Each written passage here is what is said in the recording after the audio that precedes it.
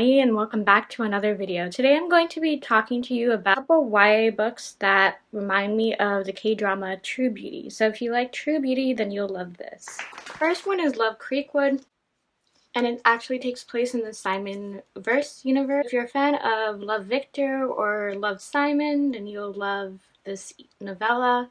I think it's perfect for fans of True Beauty because it's a lot about being true to yourself. Don't always think so kindly of themselves, but eventually learn to think that way. And it's really interesting to see the relationships that flourish, and I love seeing how they survive in college.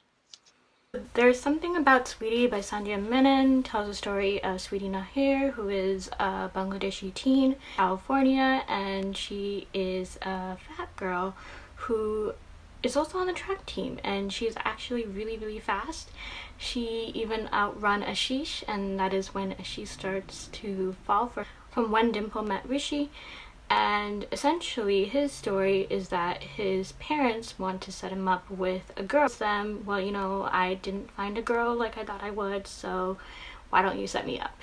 And that's how he ends up meeting Sweetie. But Sweetie's parents, because she is fat, thinks that she shouldn't be with Ashish, and there's a lot of drama, family drama, as well as just the whole brown culture of what will people think mentality. And I loved seeing all the characters develop from that, and the mother-daughter relationship improves throughout the story, so I really loved seeing that develop. Honestly, Sandhya Menon is one of my favorite YA authors as well as adult writers, which she recently has a book coming out in February called Makeup Breakup. So if you are a fan of romance featuring brown kids or just, you know, diverse characters, then I highly recommend checking her books out and also because Sweetie kind of the protagonist in True Beauty. What's her name? Shit.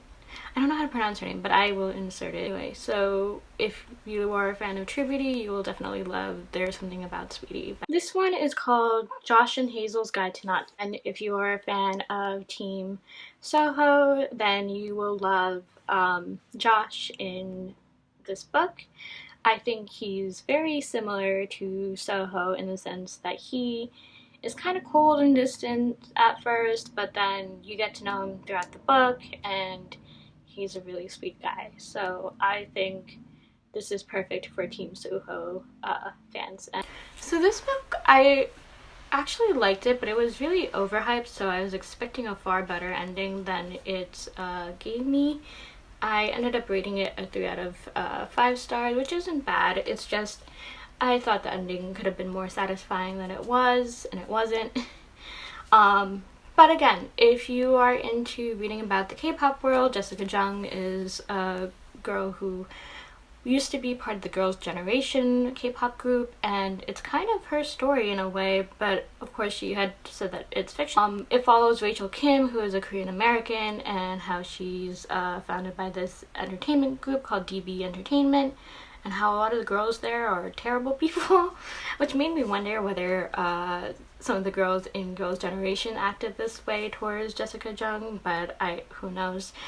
Anyway, this book really has it all. It's about the K-pop industry and everything that goes on. I think it's a great lighthearted read if that is something that you're looking for this year. I know it's been a tough year, so if you are looking for more positivity books, this is the one. But go in with it not expecting too much, because otherwise you might be disappointed. So this last one is actually one of my favorites. It's Somewhere Only We Know by Maureen Go.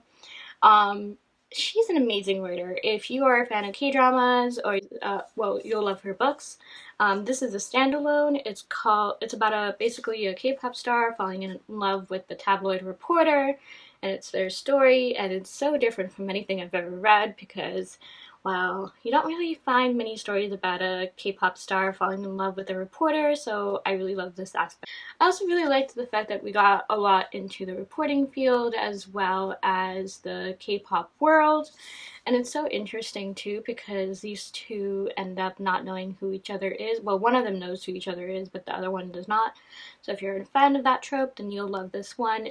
I recommend it for fans of the K-drama True Beauty, for fans of Pinocchio, and for fans of, what was it? Fans of where one person doesn't know who the other person is.